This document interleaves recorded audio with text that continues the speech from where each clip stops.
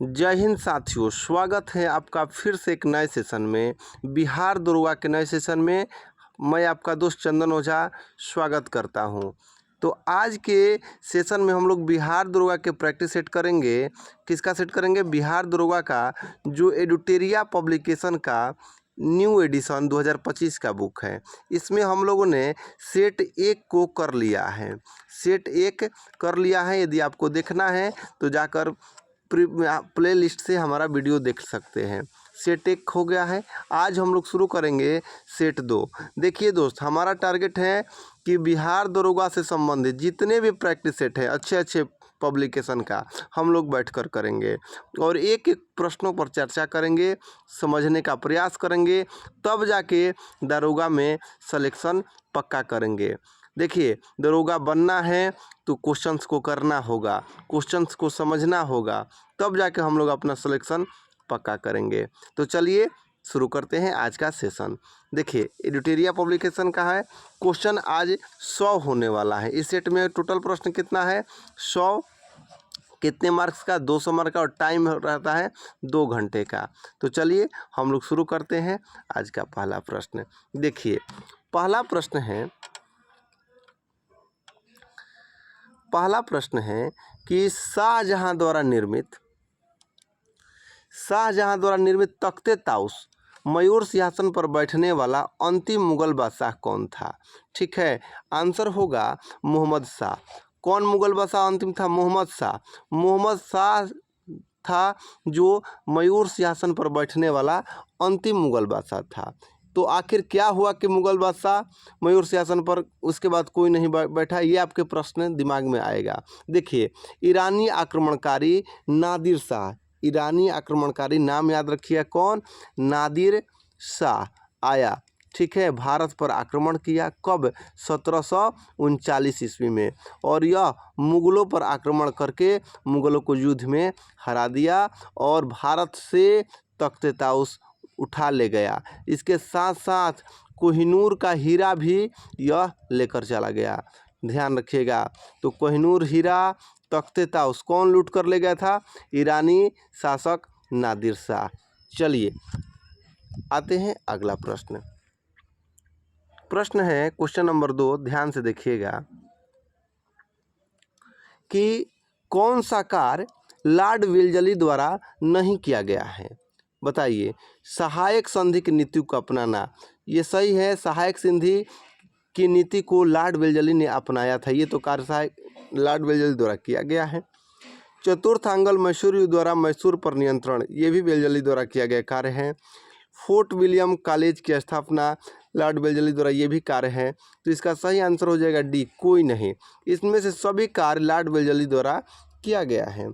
देखिए मेरे भाई, लॉर्ड वेल्लेस्ली का कार्यकाल भारत में कब था? 1798 से लेकर 1805 ईस्वी तक। लॉर्ड वेल्लेस्ली का कार्य भारत में कब तक रहा? 1798 से लेकर 1805 ईस्वी तक। लॉर्ड वेल्लेस्ली किस रूप में भारत में था? तो यह भारत का गवर्नर जनरल रहा। ध्यान रखिएगा, भारत का गवर्नर जनरल के पद पर 1798 से 1805 ईस्वी तक भारत में यह रहा। चलिए आते हैं अगले प्रश्न पर। अगला प्रश्न है हम लोग का क्वेश्चन नंबर 3, कह रहा है कि 18 फरवरी 1946 को शाही नौसेना विद्रोह किस शहर में शुरू किया गया था? बहुत आसान प्रश्न है। शाही नौसेना विद्रोह सभी को याद होगा जो लोग पढ़ते हैं, ठीक है। ये किस शहर में हुआ था? बम्बई में। शाही नौसेना विद्रोह कहाँ पर हुआ था? बम्बई में। 18 फरवरी 1946, 18 फरवरी 1946 ईस्वी को शाही नौसेना विद्रोह बम्बई नौसैनिक प्रशिक्षण पोत INS तलवार में 9 सैनिकों द्वारा शुरू किया गया था। ये कब शुरू किया गया था? 18 फरवरी 1946 को, ठीक है। और कौन सा पोत था? INS तलवार। कौन सा था? INS तलवार पोत पर यह शाही नौसैनिक विद्रोह शुरू किया गया था, ठीक है। चलिए बात करते हैं अगला प्रश्न, क्वेश्चन नंबर 4। आपको याद होगा ये कब हुआ था? नौसैनिक विद्रोह 1946 ईस्वी को। प्रश्न नंबर 4। मित्र मेला संगठन की स्थापना किसके द्वारा किया गया था? क्या है? मित्र मेला संगठन किसके द्वारा किया गया था? आंसर होगा वीडी सावरकर। वीडी सावरकर द्वारा मित्र मेला संगठन की स्थापना किया गया था। ठीक है, देखिए गणपति उत्सव मनाने के सिलसिले में 1899 में वीडी सावरकर द्वारा नासिक में मित्र मेला स्थापना किया गया था।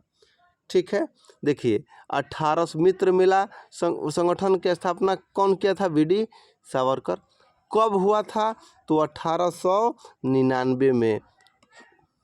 कब हुआ था? 1899 में। क्या इसका उद्देश्य था? तो गणपति उत्सव मनाना। उद्देश्य क्या था?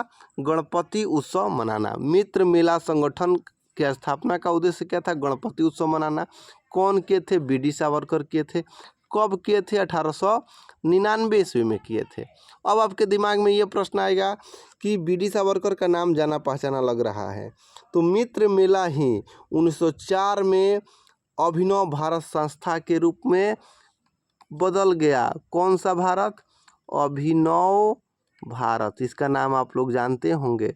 आपसे पूछता है अभिनव भारत संस्था का कब ये आया अस्तित्व में? 1904 में। इसको याद रखिएगा। अगला प्रश्न, सतनामी विद्रोह निम्न में से किस मुगल शासक के समय में हुआ था? कौन सा विद्रोह है? सतनामी विद्रोह किस मुगल शासक के हुआ था? औरंगजेब के टाइम में सतनामी विद्रोह हुआ था।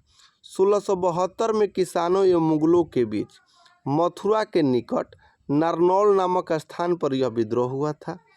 ठीक है, सतनामी विद्रोह औरंगजेब के शासनकाल में हुआ था। कब हुआ था? तो 1672 में।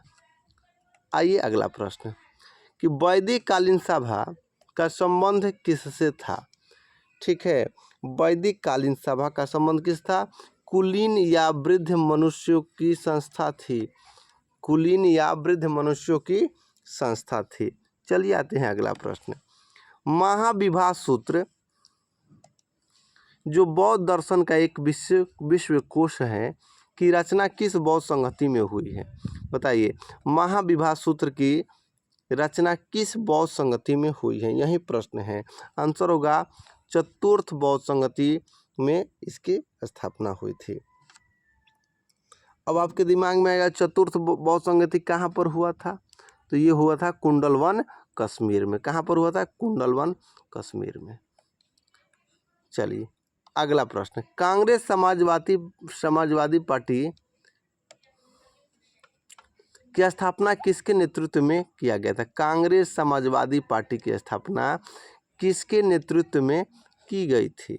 ठीक है, आंसर हो जाएगा आचार्य नरेंद्र देव और जयप्रकाश नारायण। आचार्य नरेंद्र देव और जयप्रकाश नारायण। चलिए अगला प्रश्न,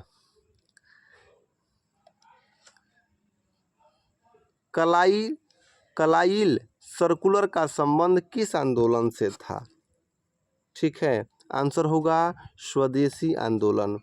ठीक है, कौन सा आंदोलन? स्वदेशी आंदोलन। ये स्वदेशी आंदोलन कब हुआ था? 1905 में। चलिए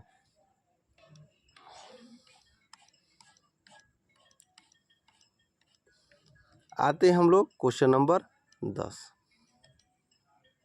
चलिए, मुगल काल में बंदरगाहों के प्रशासन की देखभाल निम्न में से कौन करता था? पूछ रहा है कि मुगल काल में बंदरगाहों के प्रशासन की देखभाल कौन करता था?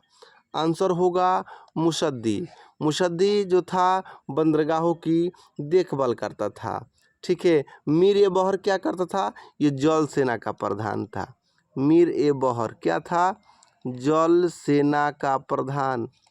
ठीक है, और मीर ए बर क्या था? वन अधिकारी। बर वन अधिकारी था, वन अधिकारी। और वाकिया नबीस क्या था? वाक्यों को लिखता था, यानी समाचार लेखक था। चलिए इसको देख लीजिए, मुसद्दी क्या कौन है भाई? तो ये बंदरगाहों के प्रशासन को देख रहा है मुसद्दी। मीर ए बहर जल सेना का प्रधान। मीर ए बर से वन का प्रधान। वाकिया नबी समाचार पत्र लेखक। चलिए आते हैं अगले प्रश्न पर, क्वेश्चन संख्या 11। बारदोली सत्याग्रह किस वर्ष चलाया गया था? आंसर होगा 1928। बारदोली सत्याग्रह कब चलाया गया था? 1928 में। याद रखिएगा, बारदोली सत्याग्रह में ही सरदार वल्लभ भाई पटेल को, किसको? सरदार वल्लभ भाई पटेल को, ठीक है, क्या किसका उपाधि मिला था? पटेल को सरदार की उपाधि मिला था, ठीक है। उसके पहले क्या थे? वल्लभ भाई पटेल थे। और इसी आंदोलन के दौरान को किसका उपाधि मिल गया था? सरदार का। बारदोली की महिलाओं ने ये उपाधि दिया था। कब? 1928 ईस्वी में। अब आपसे पूछेगा कि बारदोली सत्याग्रह कब हुआ था? आंसर 1928, ठीक है। इसमें कौन नेता गए थे? वल्लभ भाई पटेल। और इसी आंदोलन में वल्लभ भाई पटेल को क्या? सरदार की उपाधि मिली थी। आइए अगले प्रश्न पर। तुगलक काल में बिहार की राजधानी कहाँ थी? तुगलक काल में बिहार की राजधानी कहाँ थी? आंसर होगा बिहार शरीफ। तुगलक काल में बिहार की राजधानी बिहार शरीफ थी, ठीक है। आइए अगला प्रश्न पर।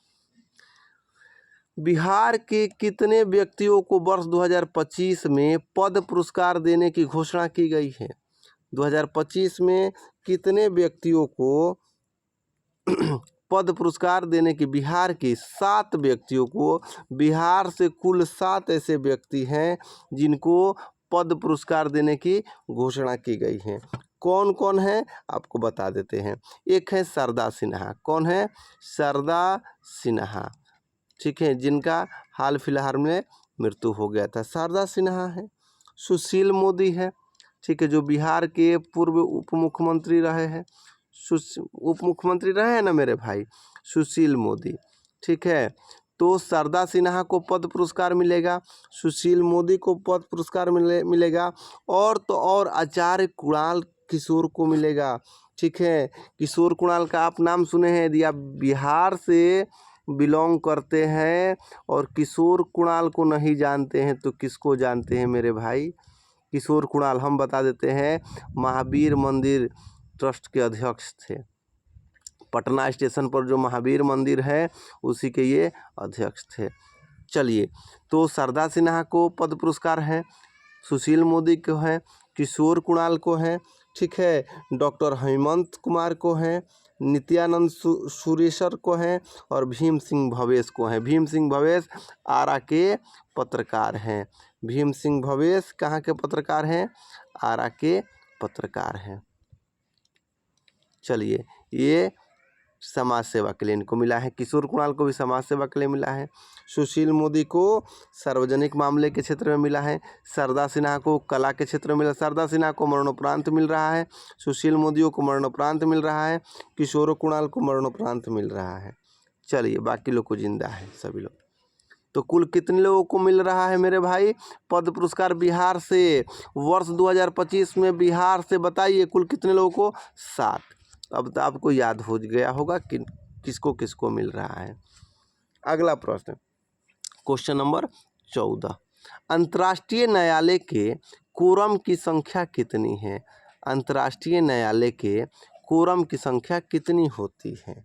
चलिए बताइए इसका आंसर। इसका सही आंसर होगा 9। अंतर्राष्ट्रीय न्यायालय की कोरम की संख्या कितनी होती है? 9। अंतर्राष्ट्रीय न्यायालय का मुख्यालय कहाँ है? द हेग में। कहाँ है? द हेग में। अंतर्राष्ट्रीय न्यायालय का मुख्यालय कहाँ है? द हेग में। अब दिमाग में आएगा कि इसका स्थापना कब हुआ था? 1946 ईस्वी में। अंतर्राष्ट्रीय न्यायालय के स्थापना कब हुआ था? 1946 में। इसमें न्यायाधीशों की कुल संख्या कितनी होती है बताइए, दिमाग पर जोर लगाइए। 15। अब आपको क्या क्या याद हो गया? अंतर्राष्ट्रीय न्यायालय के कोरम की संख्या कितनी होती है बताइए मेरे भाई, रंग बदल दो। 9। इसका मुख्यालय कहाँ है? द हेग में। स्थापना कब हुआ था? 1946 में। जजों की संख्या यानी न्यायाधीशों की संख्या कितनी है? 15। चलिए आइए अगला प्रश्न। अगला प्रश्न क्वेश्चन नंबर 15 है कि विश्व पशु कल्याण दिवस कब मनाया जाता है? बताइए। आंसर होगा 4 अक्टूबर को कब मनाया जाता है? 4 अक्टूबर को विश्व पशु कल्याण दिवस मनाया जाता है। ठीक है, आइए अगला प्रश्न। किस वर्ष वी.एस. नयपाल को साहित्य में नोबेल पुरस्कार दिया गया था? देखिए, वी.एस. नयपाल का नाम सुने होंगे, साहित्य में इनको नोबेल पुरस्कार मिला है। पूछ रहा है कब मिला था? आंसर होगा 2001 में वी.एस. नयपाल को साहित्य का नोबेल पुरस्कार मिला था। ठीक है, भारत के रविंद्रनाथ टैगोर को भी साहित्य में नोबेल पुरस्कार सबसे पहले मिला था। आपको याद है? याद होना चाहिए। कब मिला था भाई? साहित्य के लिए सबसे पहले कौन से भारतीयों को मिला था? रविंद्रनाथ टैगोर को। कब मिला था? 1913 में। ठीक है, सी.वी. रमन को भी मिला है 1913 में रविंद्रनाथ टैगोर को। उसके बाद सी.वी. रमन को भी नोबेल पुरस्कार मिला है, भारतीय थे। 1930 में। कब मिला था? 1930 में, फिजिक्स में। ठीक है, भौतिकी के क्षेत्र में अच्छा कार्य करने के लिए सी.वी. रमन को नोबेल पुरस्कार मिला था। ठीक, उसके बाद हरगोविंद खुराना को भी मिला है। कब मिला था? 1968 में, चिकित्सा के क्षेत्र में मिला था हरगोविंद को। मदर टेरेसा को भी मिला है नोबेल पुरस्कार 1979 में। ठीक है, और उसके बाद 1998 में अमर्त्य को अर्थशास्त्र के क्षेत्र में। देखिए, अब थोड़ा सा एक बार रिवीजन कर लेते हैं। वी.एस. नयपाल को साहित्य का नोबेल पुरस्कार मिला था, सही बात है। कब मिला है भाई बताइए? तो इनको मिला है 2001 में। 1913 में रविंद्रनाथ टैगोर को साहित्य के क्षेत्र में। 1930 में फिजिक्स में मिला है सी.वी. रमन को। 1968 में किसको मिला है बताइए? अमर्त्य सेन को मिला है। ठीक है, माफ़ करिएगा मेरे भाई, 1968 में हरगोविंद खुराना को, 1979 में मदर टेरेसा को, 1998 में अमर्त्य सेन को अर्थशास्त्र के क्षेत्र में। आइए अगला प्रश्न। कौन सी पुस्तक खुशवंत सिन्हा द्वारा नहीं लिखी गई? खुशवंत सिंह द्वारा कौन सा पुस्तक नहीं लिखा गया है बताइए? ठीक है, देखिए, कौन सा पुस्तक खुशवंत सिंह द्वारा नहीं? गार्डनर, ये पुस्तक इनके द्वारा नहीं लिखा गया है। गार्डनर लिखा गया था किसके द्वारा? रविंद्रनाथ टैगोर के द्वारा। ठीक है, रविंद्रनाथ टैगोर के द्वारा ये पुस्तक लिखा गया था। ठीक है, ट्रेन टू पाकिस्तान खुशवंत सिंह लिखे हैं। The company of women Khushwant Singh लिखे हैं। बुरियल एट सी खुशवंत सिंह लिखे हैं। चलिए आते हैं अगला प्रश्न। सर्वाधिक तरल मुद्रा का रूप है? सर्वाधिक तरल मुद्रा का रूप है बताइए? M1। क्या आंसर होगा? M1। अगला प्रश्न। फ्रैंकफर्ट शेयर मूल्य सूचकांक किस देश के स्टॉक एक्सचेंज से संबंधित है बताइए? फ्रैंकफर्ट किस देश से संबंधित है मेरे भाई? ठीक है, आंसर होगा जर्मनी। फ्रैंकफर्ट किससे संबंधित है? जर्मनी से। चलिए अगला प्रश्न। दूध उत्पादन में भारत का विश्व में कौन सा स्थान है? देखिए, दूध दही में तो हम भारतीय ही सबसे पहले आते हैं। ठीक है, दूध उत्पादन में भारत का स्थान विश्व में क्या है? प्रथम है। हम लोगों से आगे कोई नहीं है, भारतीयों से आगे कोई नहीं है। दूध पीने में भी आगे, दूध उत्पादन में भी आगे, याद रखिएगा। ठीक है, भारत में दुग्ध उत्पादन से क्वेश्चन है कि श्वेत क्रांति के जनक कौन है बताइए? कमेंट में इसका आंसर लिखिए। श्वेत क्रांति के जनक हैं डॉक्टर वर्गीज कुरियन। कौन है? वर्गीज कुरियन। आते हैं क्वेश्चन नंबर 21 पर। वैसी अवस्था जिसमें एक समान वस्तु के बहुत अधिक क्रेता एवं विक्रेता होते हैं क्या कहलाता है? कह रहे हैं कि वैसी अवस्था जिसमें एक समान वस्तु के बहुत ही अधिक क्रेता हो एवं विक्रेता हो, वैसी अवस्था को क्या कहते हैं? तो उसको कहते हैं मेरे भाई पूर्ण प्रतियोगिता। क्या कहते हैं? पूर्ण प्रतियोगिता। ये कलर अच्छा नहीं लग रहा है, बदल देते हैं। अगला प्रश्न। एल्युमिनियम के उद्योग के विस्तार हेतु एल्युमिनियम के उद्योग के विस्तार हेतु इंडाल्को कंपनी की स्थापना किस देश के सहयोग से की गई थी? बताइए, इंडाल्को कंपनी की स्थापना किस देश की सहायता से की गई थी? देखिए, इंडाल्को इंडाल्को इंडिया, इंडाल्को और सीओ से कनाडा, इंडिया और कनाडा, कनाडा की सहायता से इंडाल्को कंपनी की स्थापना की गई थी। अगला प्रश्न, अंतर्राष्ट्रीय सांस्कृतिक पुरस्कार 2024 से किसे सम्मानित किया गया है? कह रहा है कि अंतर्राष्ट्रीय सांस्कृतिक पुरस्कार 2024 से किसे सम्मानित किया गया है? आंसर होगा professor Meena Charanda, professor Meena Charanda answer. अगला प्रश्न, भारत ने कब तक मालवा मुक्त अंतरिक्ष मिशन का लक्ष्य रखा है? भारत ने कब तक मालवा मुक्त अंतरिक्ष मिशन का लक्ष्य रखा है? 2030 तक। भारत ने 2030 तक मालवा मुक्त अंतरिक्ष मिशन का लक्ष्य रखा है। भारत द्वारा हाल में सितवे बंदरगाह समझौता किस देश के साथ किया गया है? देखिए, ये इम्पोर्टेंट सवाल है। सितवे बंदरगाह समझौता म्यांमार के साथ किया गया है। किस देश के साथ? म्यांमार देश के साथ किया गया है।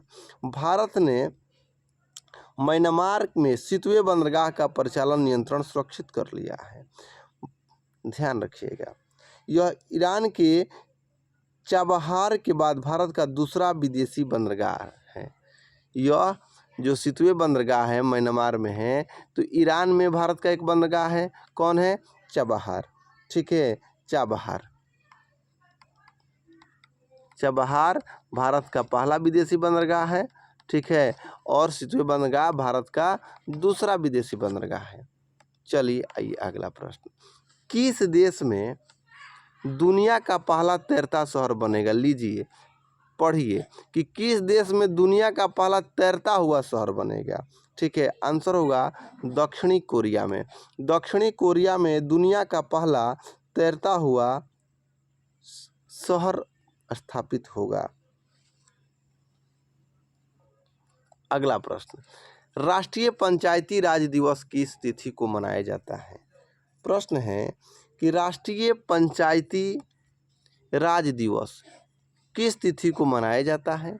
आंसर हो जाएगा 24 अप्रैल को। 24 अप्रैल को राष्ट्रीय पंचायती राज दिवस मनाया जाता है। 73वां संविधान संशोधन 1992 द्वारा पंचायती राज को संवैधानिक दर्जा प्राप्त हुआ। 24 अप्रैल 1993 को पंचायती राज लगा था। ठीक है, इसीलिए 24 अप्रैल को पंचायती राज दिवस मनाया जाता है। हाल ही में किस राज्य में, क्वेश्चन नंबर 28 पढ़िए, कि किस राज्य में 11वीं सदी के प्रथम शिलालेख खोजे गए? बताइए, 11वीं सदी के प्रथम शिलालेख किस राज्य में खोजे गए? आंसर होगा तमिलनाडु। तमिलनाडु में 11वीं सदी के शिलालेख को खोजा गया। अगला प्रश्न है क्वेश्चन नंबर 29, लोंगटे महोत्सव किस राज्य में मनाया जाता है? लोंगटे महोत्सव मेरे भाई अरुणाचल प्रदेश में मनाया जाता है। कहाँ पर? अरुणाचल प्रदेश में मनाया जाता है। यह महोत्सव पशु बलि निषेध के लिए जाना जाता है। ठीक है, यह किसके लिए मनाया जाता है? पशु बलि निषेध के लिए लोंगटे महोत्सव मनाया जाता है। कहाँ पर? अरुणाचल प्रदेश में। क्वेश्चन नंबर 30, हाल ही में राष्ट्रीय न्यायिक अकादमी का प्रमुख, राष्ट्रीय न्यायिक अकादमी का प्रमुख किसे नियुक्त किया गया है? बताइए, किसको नियुक्त? अनिरुद्ध बोस को। अनिरुद्ध बोस को न्यायिक अकादमी का प्रमुख घोषित किया गया है। बताइए, तो राष्ट्रीय न्यायिक अकादमी कहाँ पर स्थित है? बताइए राष्ट्रीय न्यायिक अकादमी कहाँ पर है मेरे भाई? भोपाल में। देखिए, आपको बता देते हैं जाते जाते, राष्ट्रीय न्यायिक अकादमी कहाँ पर है? भोपाल में है। इसका स्थापना कब हुआ था? 1993 में। कब स्थापना हुआ था? 1993 में। इसके प्रमुख कौन है? अनिरुद्ध बोस। अगला प्रश्न है कि पहला परमाणु ऊर्जा शिखर सम्मेलन कहाँ आयोजित हुआ? पहला परमाणु ऊर्जा शिखर सम्मेलन कहाँ आयोजित हुआ? आंसर होगा बेल्जियम में। कहाँ पर हुआ है पहला परमाणु ऊर्जा शिखर सम्मेलन? बेल्जियम में। क्वेश्चन नंबर 32, अंतरिक्ष में यात्रा करने वाले पहले भारतीय पर्यटक कौन बने? बताइए। गोपीचंद थोटाकुरा। गोपीचंद थोटाकुरा अंतरिक्ष में यात्रा करने वाले पहले भारतीय पर्यटक बने। आइए प्रश्न संख्या 33 पर। ये हम लोग पढ़ रहे हैं एडुटेरिया पब्लिकेशन का बुक है, ठीक है, जिसमें हम सेट कर रहे हैं। पहला सेट हम लोग कर लिए हैं पहले, अब बारी है दूसरा सेट का। किस भारतीयों को पेरिस ओलंपिक में जूरी सदस्य नामित किया गया है? बताइए, पेरिस ओलंपिक में जूरी सदस्य किसको नामित किया गया है? आंसर होगा बिल्किस मीर को। बिल्किस मीर को पेरिस ओलंपिक में जूरी सदस्य नामित किया गया है। अगला प्रश्न,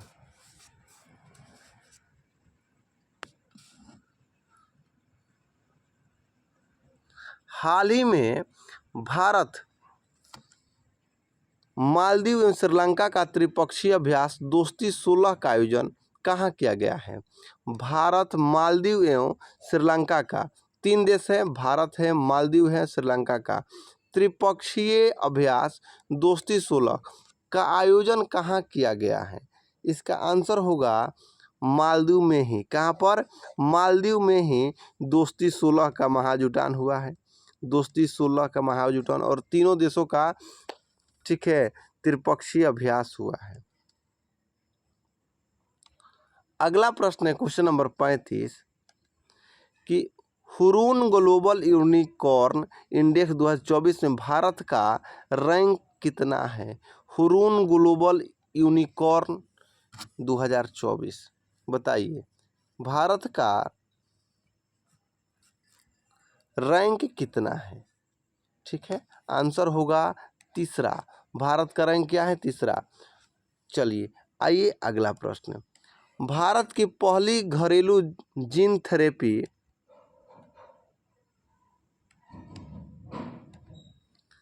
CAR-T सेल थेरेपी किस बीमारी के लिए? CAR-T सेल थेरेपी किस बीमारी के इलाज के लिए है मेरे भाई?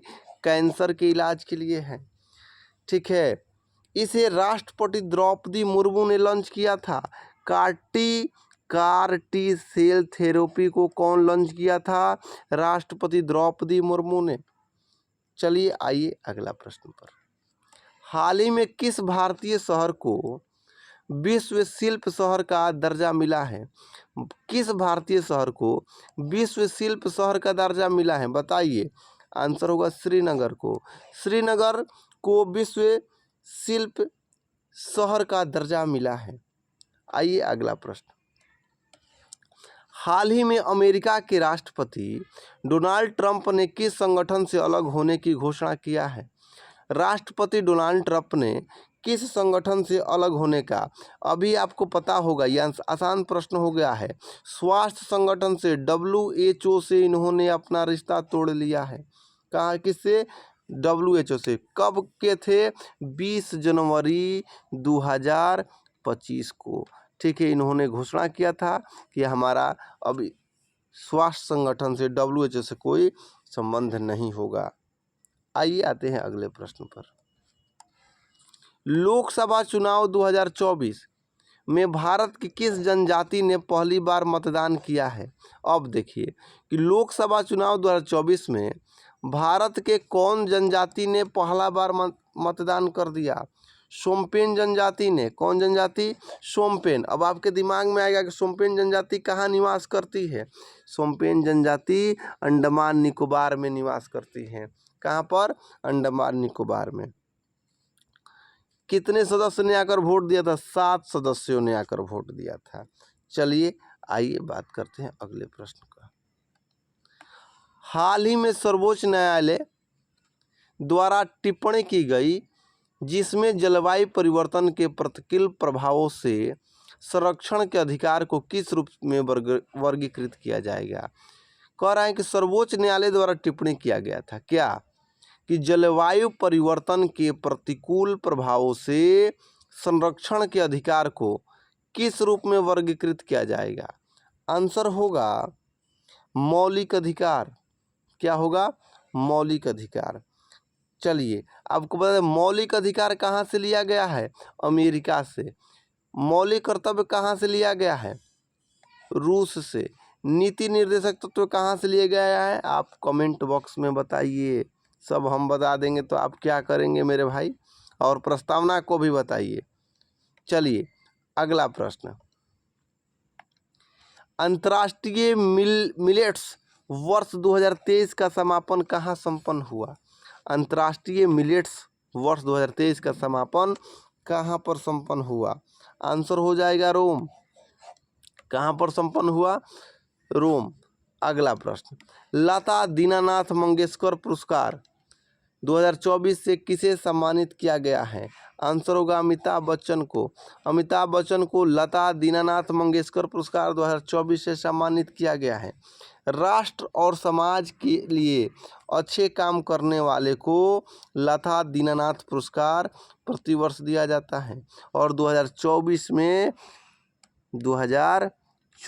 में अमिताभ बच्चन को यह पुरस्कार मिला है। आइए क्वेश्चन नंबर 43। अब इंग्लिश के प्रश्न है, इसको हम छोड़ देते हैं, आप लोग देख लीजिए, कर लीजिएगा। इंग्लिश का प्रश्न है ये 2 3। चलिए हिंदी का भी प्रश्न है, छोड़ देते हैं, चाहे करिए लो कि स्वर्ग का पर्यायवाची शब्द क्या होगा? ठीक है, अब दिमाग में आपका नरक तो नहीं आ जाएगा मेरे भाई। स्वर्ग का पर्यायवाची हो तो धौ, ठीक है, ये विलोम हो जाएगा स्वर्ग का नरक, और ये पर्यायवाची यानी इसका दूसरा नाम धौ, ठीक है। चलिए स्वर्ग का और भी पर्यायवाची हो सकता है, सुरलोक हो सकता है, गोलोक हो सकता है, दिव्य धाम हो सकता है, ठीक है। नरक का पर्यायवाची यमलोक होगा। क्या होगा? यमलोक होगा। चलिए आते हैं अगला प्रश्न, नदी शब्द का पुल्लिंग रूप क्या है? अब बोलिए नदी का पुल्लिंग क्या हो सकता है? नदी का पुल्लिंग नद होगा। नदी का पुल्लिंग नद। चलिए आइए अगला प्रश्न पर, जिसको प्राप्त करना अधिक कठिन हो, जिसको प्राप्त करना अधिक कठिन हो उसको क्या कहते हैं? ठीक है, क्या है? दुर्गम है, दुर्लभ है, होगा इसका दुर्लभ, जो आसानी से प्राप्त नहीं होता है उसको क्या कहते हैं हम लोग? दुर्लभ कहते हैं। आइए क्वेश्चन नंबर 49, समास का प्रश्न है। कह रहा है कि देवासुर में कौन सा समास है? देवासुर में कौन सा समास है? आंसर होगा द्वंद्व समास। कौन सा समास है? द्वंद्व। निम्न में कौन अल्प प्राण वर्ण का उदाहरण है?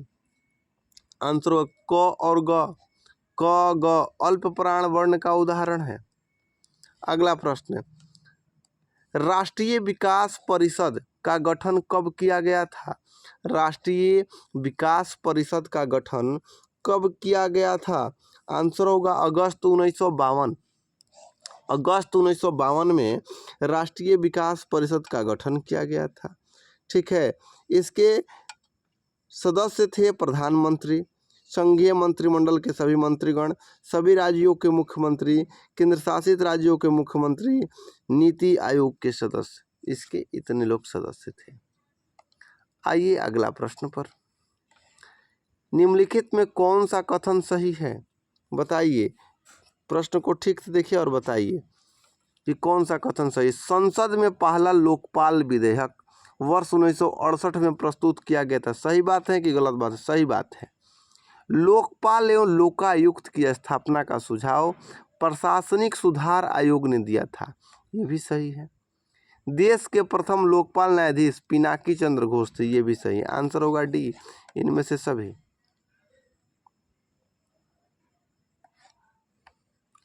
अगला प्रश्न है कि भारतीय संविधान को निर्माण करने वाली संविधान सभा का गठन कब किया गया था? संविधान को निर्माण करने वाली संविधान सभा का गठन कब हुआ था? बताइए। दिसंबर 1946 में। किधर गया? इधर गया। दिसंबर 1946 में संविधान सभा का गठन हुआ था। चलिए आते हैं अगला प्रश्न पर। क्रिप्स मिशन आया था, उसी के बाद क्रिप्स नहीं मेरे भाई, कैबिनेट मिशन आया था। कैबिनेट मिशन के बाद ये आपका संविधान का गठन हुआ था। अगला प्रश्न है 54 नंबर कि राष्ट्रपति द्वारा राज्यसभा में साहित्य, कला, विज्ञान व समाज सेवा इत्यादि के क्षेत्र में ख्याति प्राप्त व्यक्तियों को मनोनयन किस देश के संविधान से प्रेरित है? बताइए कि राज्यसभा में जो सदस्य होते हैं वो किस देश से लिया गया है? आंसर होगा आयरलैंड। साहित्य से सदस्य होते हैं, कला से, विज्ञान से, समाज से, सेवा से, तो ये कहाँ से लिया गया है? आयरलैंड से। रूस से मौलिक कर्तव्य लिया गया है, जर्मनी से राष्ट्रीय पात लिया गया है, ब्रिटेन से एकल नागरिकता लिया गया है, और आयरलैंड से क्या लिया गया है कि राज्यसभा में सदस्य होंगे जो साहित्य से होंगे, कला से होंगे, विज्ञान से होंगे, समाज से होंगे, इत्यादि इत्यादि। अब आप हमको बताइएगा कमेंट में, क्या बताइएगा कि राज्यसभा में कितने सदस्य साहित्य से, कला से, विज्ञान और समाज सेवा से होते हैं? कुल सदस्यों का कितना सदस्य हो सकता है? चलिए कमेंट में ज़रूर बताइएगा। क्वेश्चन नंबर 55 है कि निम्नलिखित में से किस अनुच्छेद के तहत भारत सरकार द्वारा भारत रत्न, पद्म विभूषण, पद्म भूषण, पद्म श्री एवं सेना द्वारा परमवीर चक्र, महावीर चक्र, वीर चक्र आदि पुरस्कार दिए जाते हैं? प्रश्न क्या है फिर से कि किस अनुच्छेद के द्वारा भारत सरकार द्वारा भारत रत्न, पद्म विभूषण, पद्म भूषण, पद्म श्री, सेना द्वारा परमवीर चक्र, महावीर चक्र, वीर चक्र आदि दिए जाते हैं? माने किस अनुच्छेद द्वारा पुरस्कार दिया जाता है, यही बात पूछ रहा है मेरे भाई। अनुच्छेद 18 द्वारा। आंसर क्या होगा? अनुच्छेद 18 द्वारा ये सारे पुरस्कार दिए जाते हैं। आपको पता होगा अनुच्छेद 18 किसकी अनुशंसा करता है? उपाधियों का अंत का। किसका अनुशंसा करता है? उपाधियों का अंत का। चलिए आते हैं अगले प्रश्न पर। क्वेश्चन नंबर 16 है कि राष्ट्रपति कार्यवाहक राष्ट्रपति के पद पर कार्य नहीं किए। कौन से राष्ट्रपति को कार्यवाहक राष्ट्रपति के पद पर कार्य नहीं किए हैं? बताइए। नीलम संजीव रेड्डी एक ऐसे राष्ट्रपति हुए हैं जिन्होंने अब तक कार्यवाहक राष्ट्रपति के रूप में कार्य नहीं किया था। 3 ऐसे राष्ट्रपति हुए जो कार्यवाहक राष्ट्रपति के रूप में रहे। वीवी गिरी, यही तीनों लोग महान लोग यहीं पर है। वीवी गिरी, बीडी जत्ती और मोहम्मद हिदायतुल्लाह, ये कार्यवाहक राष्ट्रपति के रूप में कार्य किए हैं। चलिए आइए अगला प्रश्न। राज्यसभा में ऐसे कितने सदस्य रहे जो कालांतर में भारत के प्रधानमंत्री बने? बताइए। कितना शानदार सवाल है कि राज्यसभा के कितने ऐसे सदस्य रहे जो कालांतर में भारत के प्रधानमंत्री बने? बताइए। राज्यसभा के ऐसे 4 सदस्य हैं। कौन कौन? ऐसे 4 लोग हैं जो कालांतर में भविष्य में भारत के प्रधानमंत्री बन गए। कौन कौन है? एक तो इंदिरा गांधी थी, दूसरा I.K. गुजराल थे, HD देवगौड़ा हैं और डॉक्टर मनमोहन सिंह हैं। डॉक्टर मनमोहन सिंह हैं। चलिए, इंदिरा गांधी, मनमोहन सिंह, I.K. गुजराल, HD देवगौड़ा। अगला प्रश्न 58 नंबर कि सबसे कम समय तक मुख्य न्यायाधीश के पद पर रहने वाले न्यायाधीश कौन हैं? सबसे कम समय तक कमल नारायण सिंह। कमल नारायण सिंह सबसे कम दिन तक मुख्य न्यायाधीश के CJI के पद पर कार्य करने वाले रहे हैं। आइए अगला प्रश्न, क्वेश्चन नंबर 59। निम्नलिखित में से किस संविधान संशोधन द्वारा वन, शिक्षा, जनसंख्या नियंत्रण, परिवार नियोजन, बाट व माप, जानवर तथा पक्षियों की सुरक्षा आदि के विषय को समवर्ती सूची में शामिल किया गया है? बताइए। आंसर होगा 42वां संविधान संशोधन द्वारा ठीक है, वन को, शिक्षा को, ये बिहार दरोगा में आया हुआ प्रश्न था। ठीक है, जनसंख्या नियंत्रण को, परिवार नियोजन को, बाट एवं माप को समवर्ती सूची में शामिल किया गया था। किस संशोधन? 42वां संविधान संशोधन द्वारा।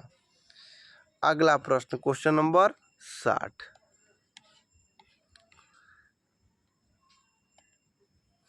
निम्नलिखित में कौन व्यक्ति अपना त्याग पत्र राष्ट्रपति को नहीं देता है? बताइए, इसमें से कौन ऐसा व्यक्ति है जो अपना त्याग पत्र राष्ट्रपति को नहीं देता है? राज्यपाल राष्ट्रपति को त्याग पत्र देते हैं, प्रधानमंत्री भी देते हैं, मुख्य न्यायाधीश भी देते हैं।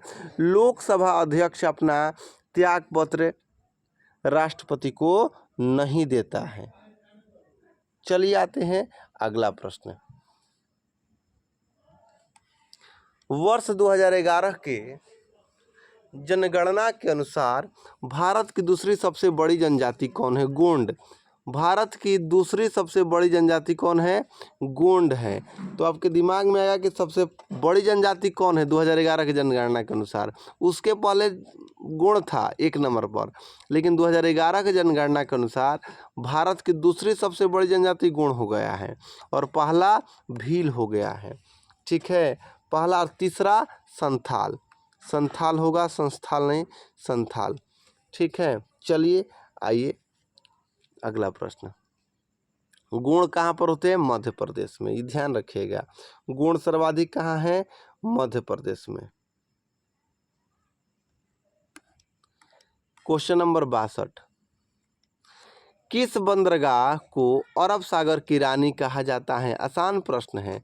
किस बंदरगाह को अरब सागर के रानी कहा जाता है? किधर गया? कोचीन बंदरगाह को, कोची बंदरगाह को अरब सागर की रानी कहा जाता है। Question number 63। इडोटेरिया पब्लिकेशन का ये बुक है और उसी से हम लोग नए एडिशन से क्वेश्चन को कर रहे हैं। उष्णकटिबंधीय आर्द्र पर्णपाती वन कितने सेंटीमीटर वर्षा जल वाले क्षेत्र में मिलते हैं? बताइए, उष्णकटिबंधीय आर्द्र पर्णपाती वन कितने सेंटीमीटर वर्षा वाले क्षेत्र में मिलते हैं? आंसर होगा 100 से 200 सेंटीमीटर तक वर्षा वाले क्षेत्र में ये मिलते हैं। अगला प्रश्न। बांग्लादेश की सीमा का संबंध भारत के किन राज्य और केंद्र शासित प्रदेशों से है? ठीक है मेरे भाई, बांग्लादेश की सीमा पश्चिम बंगाल, मेघालय, त्रिपुरा, असम और मिजोरम को छूता है। आंसर क्या होगा? सी। नमकीन क्षेत्रों में पाए जाने वाली वनस्पति को क्या कहा जाता है? नमकीन क्षेत्रों में पाए जाने वाले वनस्पति को क्या कहा जाता है? बताइए। हेलोफाइट। क्या कहता है? हेलोफाइट कहा जाता है। मेसोफाइट शीतोष्ण क्षेत्र में पाए जाने वाले को मेसोफाइट। ठीक है, और लिथोफाइट कड़ी चट्टानों में उगने वाले वनस्पति को कहा जाता है। जीरोफाइट उष्णकटिबंधीय मरुस्थलीय वन क्षेत्रों के वनस्पति को कहा जाता है। अगला प्रश्न। अरब रेगिस्तान में बहने वाले गर्म और शुष्क हवा कौन सा है? बताइए। अरब रेगिस्तान में सीमुख गर्म और शुष्क हवा को क्या कहते हैं? सीमुख कहते हैं। अरब रेगिस्तान में सीमुख बहता है। अगला प्रश्न। भूमध्य सागर व अटलांटिक महासागर को जोड़ने वाली जल संधि है। भूमध्य सागर व अटलांटिक महासागर को जोड़ने वाली जल संधि को क्या कहा जाता है? ठीक है, आंसर होगा जिब्राल्टर।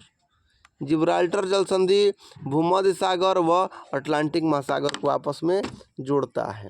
ठीक है, बाब एल मंडब लाल सागर व अरब सागर को आपस में जोड़ता है।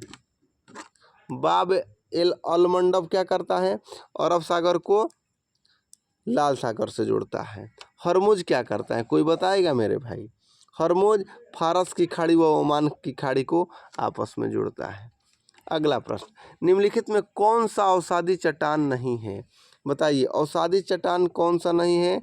एंथ्रोसाइट कोयला जो है अवसादी चट्टान नहीं है। अगला प्रश्न। चीता संरक्षण कोष का मुख्यालय कहाँ है? चीता संरक्षण कोष का मुख्यालय कहाँ है? नामीबिया में है। नामीबिया में है। अगला प्रश्न, नामीबिया से ही चीता आया था जो मध्य प्रदेश के में छोड़ा गया है। बताइए कहाँ पर छोड़ा गया था, कमेंट में बताइएगा किस अभयारण्य में छोड़ा गया था। क्वेश्चन नंबर 70, राष्ट्रीय पक्षी दिवस कब मनाया जाता है? 12 नवंबर को। राष्ट्रीय पक्षी दिवस कब मनाया जाता है? 12 नवंबर को। शौचालय दिवस कब मनाया जाता है? 19 नवंबर को। शौचालय दिवस कब मनाया जाता है? 19 नवंबर को। 16 अक्टूबर को ओजोन दिवस क्या मनाया जाता है? विश्व ओजोन दिवस। और 3 मार्च को विश्व वन्य जीव दिवस। 3 मार्च को विश्व वन्य जीव दिवस। 3 मार्च को विश्व वन्य जीव दिवस। 19 नवंबर को क्या मनाया जाता है? शौचालय दिवस। 19 नवंबर को शौचालय दिवस मनाया जाता है। ठीक है। और 12 नवंबर को राष्ट्रीय पक्षी दिवस, 16 अक्टूबर को ओजोन दिवस। चलिए आते हैं अगला प्रश्न, सेल्सियस को केल्विन में बदलने का क्या सूत्र है? ठीक है, आंसर हुआ के बराबर सी माइनस, किधर गया, इधर, के बराबर सी माइनस 273.15। आइए अगला प्रश्न, जब पानी को गर्म किया जाता है तो उसके आयतन पर क्या प्रभाव पड़ता है? कह रहे हैं जब पानी को गर्म करेंगे तब उसके आयतन पर क्या प्रभाव पड़ता है? आयतन क्या होता है? बढ़ जाता है। जब पानी को आप गर्म करिएगा तो उसका आयतन बढ़ जाता है। अगला, पानी फैल जाता है। ध्वनि तरंग की आवृत्ति है, बताइए ध्वनि तरंग की आवृत्ति होती है क्या? 1 सेकंड में दिए गए बिंदु से गुजरने वाली तरंगों की संख्या, 1 सेकंड में दिए गए बिंदु से गुजरने वाली तरंगों की संख्या ध्वनि तरंग की आवृत्ति है। क्वेश्चन नंबर 74,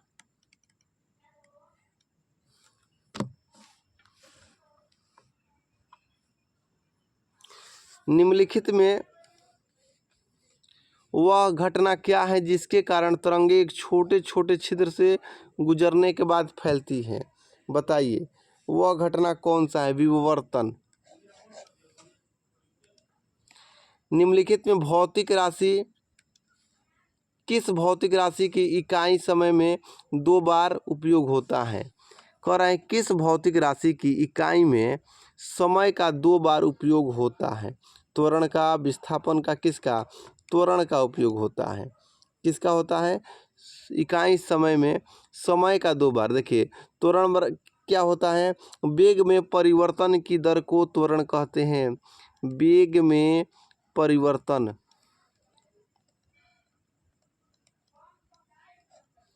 बटा समय। ठीक है, चलिए वेग में परिवर्तन, वेग बराबर क्या होता है बताइए? विस्थापन बटा समय। विस्थापन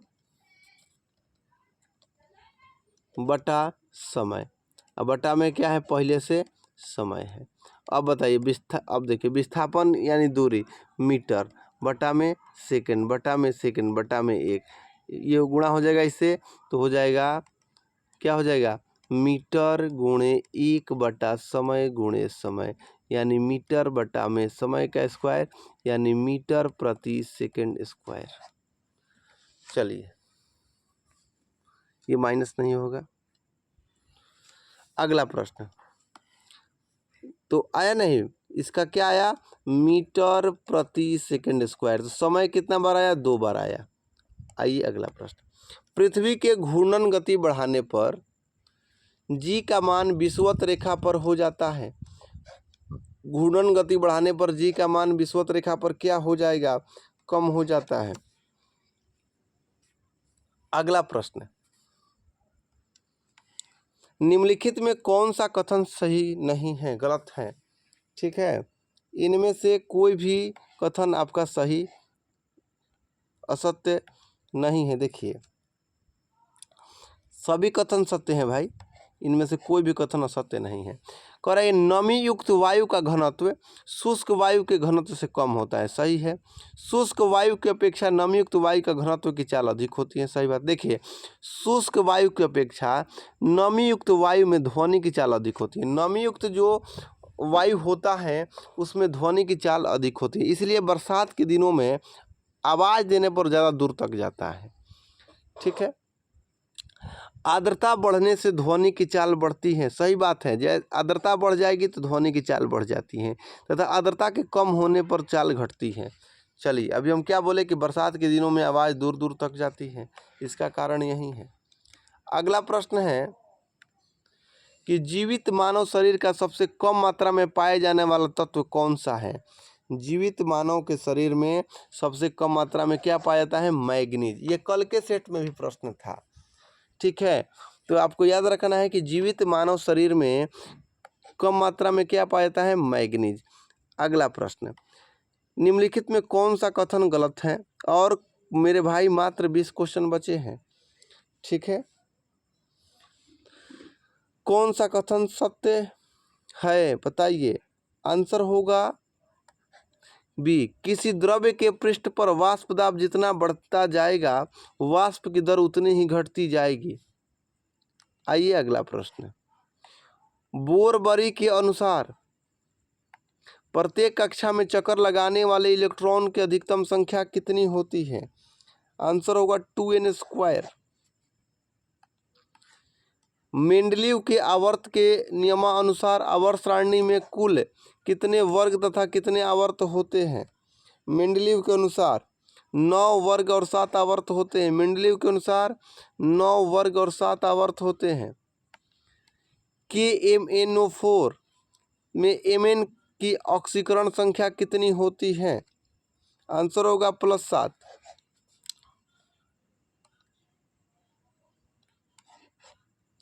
82 के बाद 83 नंबर, थैलियम में पारा का विलयन निम्नलिखित में से किस प्रकार के विलयन का उदाहरण है?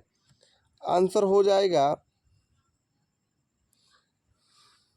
क्या क्वेश्चन है कि थैलियम में पारा का विलयन किस प्रकार का विलयन का उदाहरण है? ठोस में द्रव का विलयन का उदाहरण है। Option A. अगला प्रश्न, केसीटोराइट किस धातु का केसीटेराइट किस धातु का अयस्क होता है? बताइए। ये आंसर होगा टीन का। टीन का उदाहरण है। चूहा मारने वाली दवा के रूप में किसका उपयोग किया जाता है? बताइए। चूहा मारने के लिए जिंक फास्फाइड का उपयोग किया जाता है। चूहा मारने वाली दवा में क्या होता है? जिंक फास्फाइड होता है। चूहा बेचारा खा के मर जाता है। फूलों का अध्ययन क्या कहलाता है? बताइए। एंथोलॉजी। एंथोलॉजी फूलों का अध्ययन कहलाता है। चलिए, फूलों का अध्ययन और एंथोलॉजी कहलाता है। अब फूल उत्पादन क्या होगा? फ्लोरिकल्चर, यानी फूलों की खेती करेगा फ्लावर हो जाएगा कल्चर। ठीक है। डेंड्रोलॉजी झाड़ियों का अध्ययन, इस पर हमने एक वीडियो बनाया है, कृपया उसको जाकर देखिएगा, सारा याद हो जाएगा। डेंड्रोलॉजी झाड़ी का अध्ययन।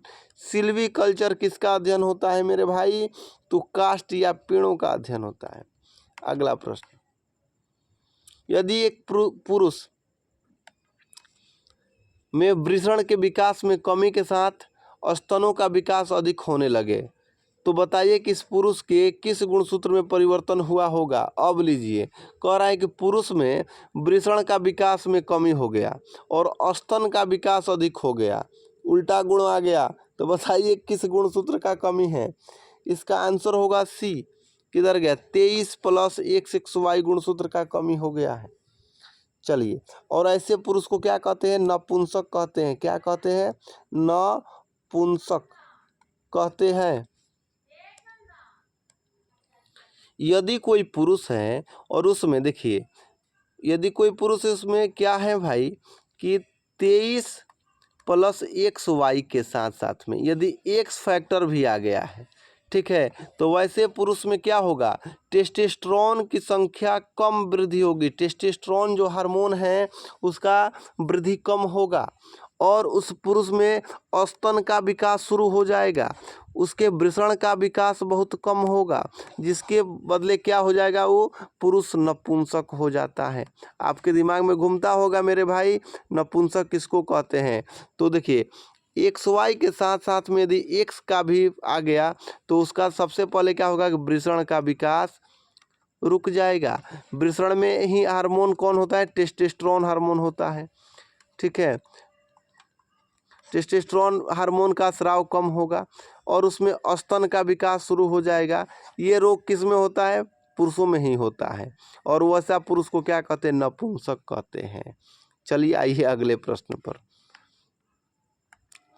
वातावरण में तापमान में होने वाले परिवर्तन की संवेदना को मस्तिष्क का कौन सा भाग ग्रहण करता है। कह रहा है कि वातावरण में तापमान में होने वाले परिवर्तन की संवेदना को मस्तिष्क का कौन सा भाग ग्रहण करता है, बताइए मस्तिष्क का कौन सा भाग ये वातावरण में होने वाले संवेदना को ग्रहण करता है, हाइपोथैलेमस।